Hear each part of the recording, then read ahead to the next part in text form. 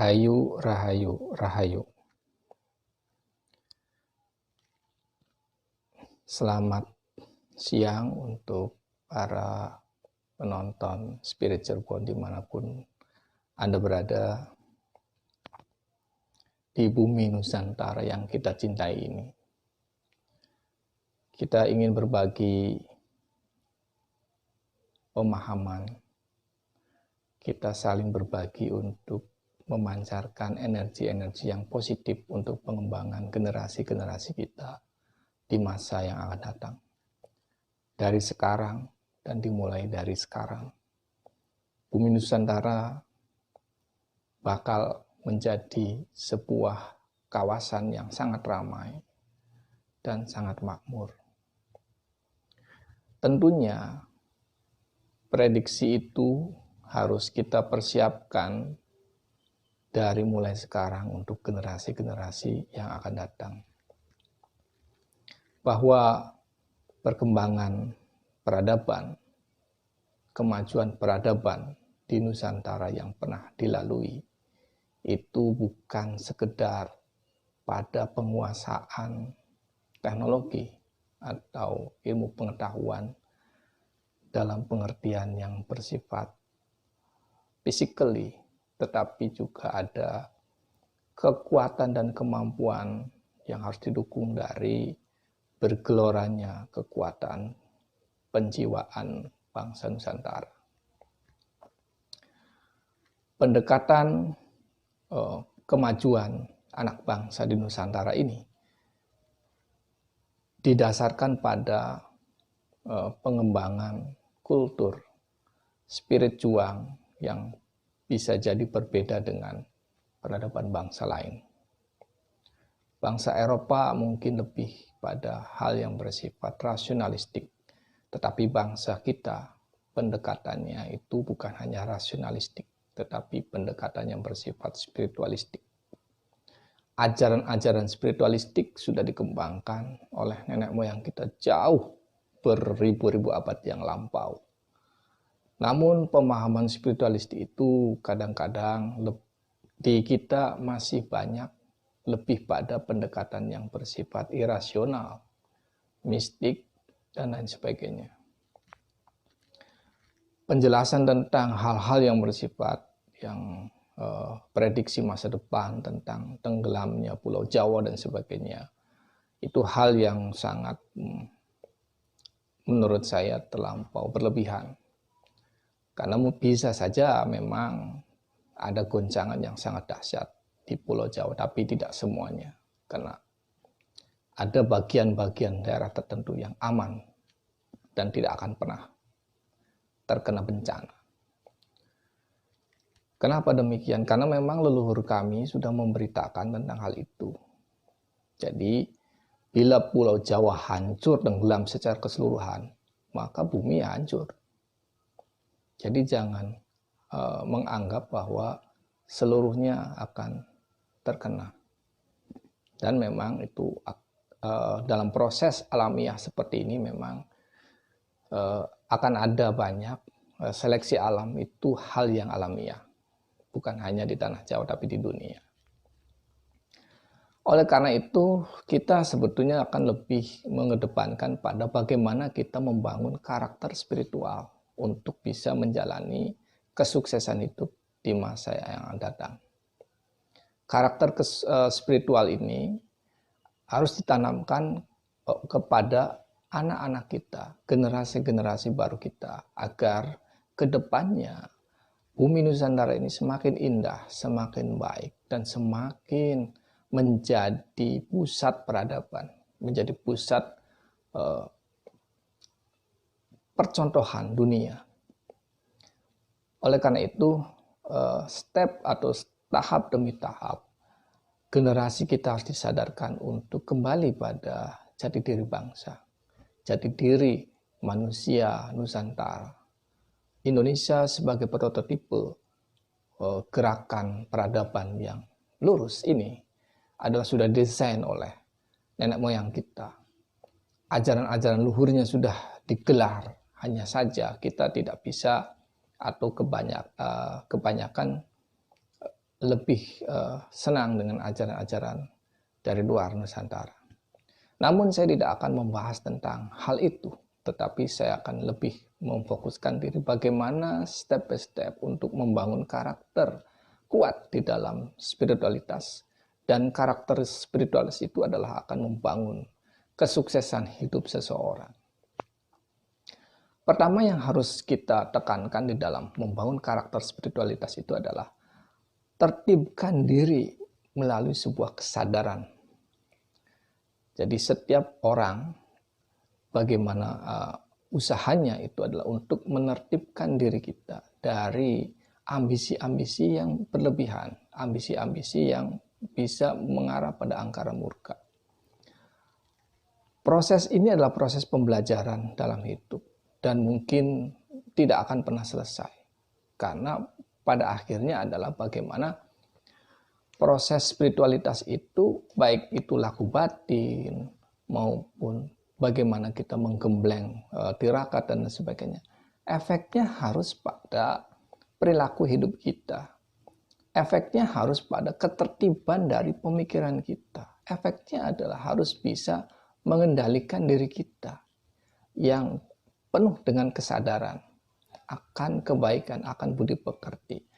Tanpa kembali feedback, tanpa kembali memancarkan diri kita menjadi orang yang baik, orang yang berguna untuk alam semesta, maka nilai-nilai yang sudah kita jalani dengan laku tirakat, laku puasa, itu tidak akan berdampak pada kekuatan spiritualitas kita yang kita bangun.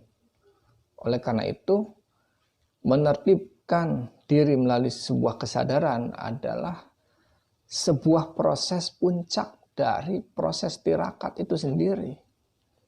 Tirakat yang berbulan-bulan tetapi tidak berdampak pada ketertiban perilaku, ketertiban pemikiran, ya tidak berdampak apa-apa. Karena proses dialogis antara proses rasional dengan proses batinnya itu tidak berjalan. Nah, di situ yang dinamakan tidak manunggal. Kemanunggalan itu adalah ketika proses kesadaran rasional dan kesadaran jiwa itu memiliki titik temu.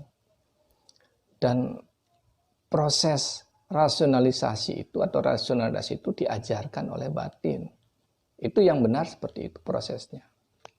Sehingga step by step kita punya kesadaran dan satu yang lebih murni, lebih bagus dalam proses hidup, dalam menjalani pemaknaan hidup. Ya. Kedua adalah bagaimana kita memandang orang lain itu bagian dari diri kita. Umumnya kalau kita belajar tentang motivasi dan sebagainya, untuk bagaimana cara menghindari orang-orang yang negatif dan sebagainya. Tapi susah karena kita bertemu dengan orang ya di tempat, di kantor ya orangnya itu juga. Ya ngobrolnya dengan ya terpaksa kita ngobrolnya itu juga. Tetapi kalau kita memahami, memaknai bahwa orang lain itu adalah bagian dari diri kita. Bahwa bagian dari diri kita juga ada sisi-sisi negatifnya. Bahwa hembusan dari merasakan hembusan nafas kita, kita juga memahami dan mengetahui ada hal-hal yang angkara di dalam diri kita dan kita harus sayangi bagaimana kita memelihara untuk bisa mengendalikan proses-proses itu semua di dalam batin kita. Hal yang sama juga harus kita maknai ketika kita berhadapan dengan orang lain yang memiliki nilai ini pancaran-pancaran atau aura negatif. Bahwa kita harus menyayangi mereka. Dengan kasih sayang itulah pancaran positif kita pada mereka itu akan masuk. Kita juga harus menjadi keinginan menjadikan orang lain itu menjadi bagian dari kita. Sehingga kita tidak menjustifikasi atau menilai seseorang yang sudah kita ketahui orang itu memiliki aura negatif, menjadi perbincangan buah bibir kita kepada orang lain, menuduh orang itu atau membicarakan orang itu pada orang lain bahwa orang itu adalah orang yang memiliki sisi-sisi negatif. Ya, itu menjadi blunder di dalam proses spiritualitas. Nah, itu yang mengunci jalan spiritualitas kita akan stuck di situ. Kita tidak akan beranjak, atau kita malah dengan sikap seperti itu kita menutup jalan spiritualitas kita sendiri. Yang ketiga adalah pancarkan ketulusan dalam setiap relasi manapun. Pancarkan sisi-sisi ketulusan kita dalam berhubungan dengan setiap orang. Apakah orang itu orang yang kita temui adalah orang yang membenci kita, atau orang yang kita temui adalah orang yang menolong kita. Semuanya itu kita lakukan dengan tulus. Karena proses ini adalah proses menghancurkan karma pala di dalam hidup kita. Bagaimana ketika kita mendapatkan satu perlakuan yang tidak enak dari seseorang, hinaan, cercaan, mungkin batin kita sakit. Batin kita merasa terhina, batin kita merasa perasaan kita itu merasa terlecehkan. Tetapi dengan ketulusan bahwa ini adalah bagian dari dedikasi hidup saya, yang mungkin juga pernah saya lakukan hal yang buruk terhadap orang lain, saya tetap menyayanginya dan saya tulus untuk menerimanya, bagian dari penggerusan karma pala kita, maka efeknya akan berbeda. Efek dari sikap seperti itu akan feedback pada badan kita, mengkomunikasikan pada pemikiran kita, mengkomunikasikan pada pendengaran kita, pada mata kita akan jauh lebih jernih, jauh akan membuka tabir-tabir atau menggosok hal-hal yang kotor dan buruk di dalam badan kita menjadi bersih. Terus seperti halnya amplas yang menggosok besi yang berkarat akan semakin halus, akan semakin lembut. Nah, itu juga proses ketulusan, itu juga menjadi proses yang seperti itu sifat alaminya. Dan kita terima. Kita tidak perlu marah, karena itu di bagian step yang kedua kita sudah, mereka adalah bagian dari saya, bagian dari saya. Yang terakhir atau yang keempat adalah komitmen pada kejujuran di dalam menjalani hidup. Jadi komitmen adalah makna sebuah tekad atau janji setia. Komitmen adalah bentuk dari komunikasi batiniah yang ada dalam diri seseorang, agar di dalam benak seseorang itu memiliki tekad atau janji untuk melakukan apa yang menjadi janji dirinya sendiri, untuk melakukan apa. Nah, komitmen untuk jujur pada setiap dalam hidupnya itu adalah bagian penting dari kita berspiritual. Kejujuran adalah bagian penting di dalam kita membuka ruang batiniah kita untuk bisa merasakan apapun proses-proses alamiah atau tanda-tanda yang ada di dalam hidup ini, sebuah proses untuk tidak menyalahkan orang lain dalam setiap aktivitas hidup kita. Dengan kejujuran itu, kita tahu bahwa kita tidak melakukan manipulasi apapun. Kita tidak membiasakan diri untuk melakukan hal-hal yang bersifat manipulatif. Kita berusaha untuk berjalan pada dimensi kebenaran. Dengan komitmen kejujuran itu, setiap orang akan berpikir ulang untuk melakukan kejahatan. Kenapa? Karena dengan komitmen kejujuran itulah suatu benteng seseorang itu membatasi dirinya sendiri untuk tidak melakukan kejahatan. Dengan cara seperti itu, ini juga bagian dari meremuk karma pala yang pernah kita lakukan dalam perspektif spiritual, Namun dalam perspektif kehidupan, orang yang jujur biasanya orang-orang yang disukai oleh orang lain. Orang-orang yang jujur adalah orang-orang yang akan dihargai oleh orang lain. Orang-orang yang jujur adalah orang-orang yang akan mendapatkan perhatian dari orang lain. Dan orang-orang jujur secara alamiah itu akan menarik orang-orang lain yang memiliki sikap dan perilaku yang sama dengan kita dalam komitmen terhadap kejujuran itu sendiri.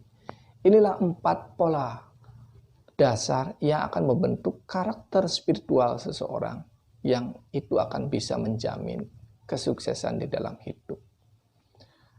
Ini saja yang mungkin saya berikan dan sharingkan pada teman-teman semua sahabat spiritual Puan.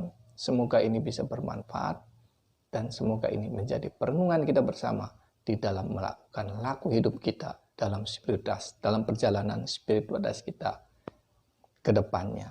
Dari saat ini sampai ke depannya. Saya ucapkan terima kasih. Rahayu, rahayu, rahayu.